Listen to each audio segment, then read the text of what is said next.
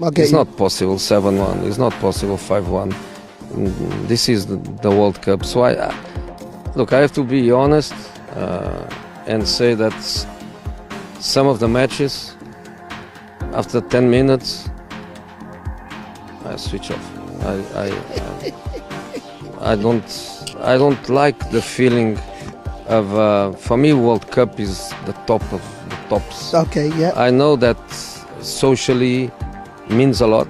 It's incredible for every country. It means that the world is breathing football.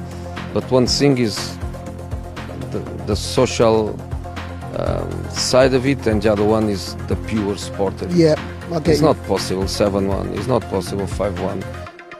This is the world.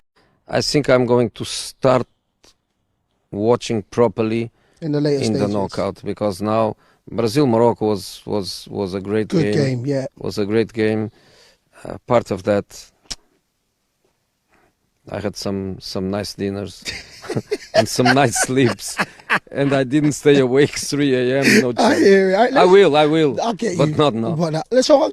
أثنى المدرب البرتغالي الشهير جوزيه مورينيو على المستوى الذي قدمه المنتخبان المغربي والبرازيلي في مواجهتهما ضمن منافسات كأس العالم 2026، معتبرا أن اللقاء كان من بين أكثر المباريات إثارة ومتعة في البطولة حتى الآن، رغم انتقاداته للمستوى الفني الذي طبع عددا من مواجهات دور المجموعات. وخلال ظهوره في أحد البرنامج أكد مورينيو أنه لم يجد المتعة في العديد من مباريات الدور الأول، قائلا إنه في بعض الأحيان يكتفي بمشاهدة الدقائق العشر الأولى قبل أن يغلق التلفاز، لأن الأداء لا يرقى إلى مستوى بطولة بحجم كأس العالم. وأضاف أن هذه المنافسة العالمية يجب أن تقدم كرة قدم عالية الجودة، بعيدا عن النتائج الكبيرة التي تعكس، في رأيه، تفاوتا واضحا في المستوى بين المنتخبات.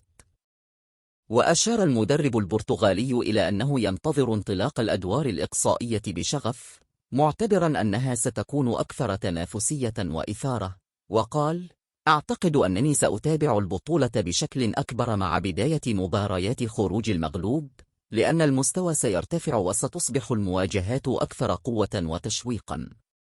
وفي المقابل، استثنى مورينيو مباراة المغرب والبرازيل من انتقاداته، مؤكدا أنها كانت من أبرز مباريات البطولة حتى الآن، ومضيفا: لقد استمتعت كثيرا بمباراة المغرب والبرازيل، فقد كانت مواجهة رائعة بكل المقاييس.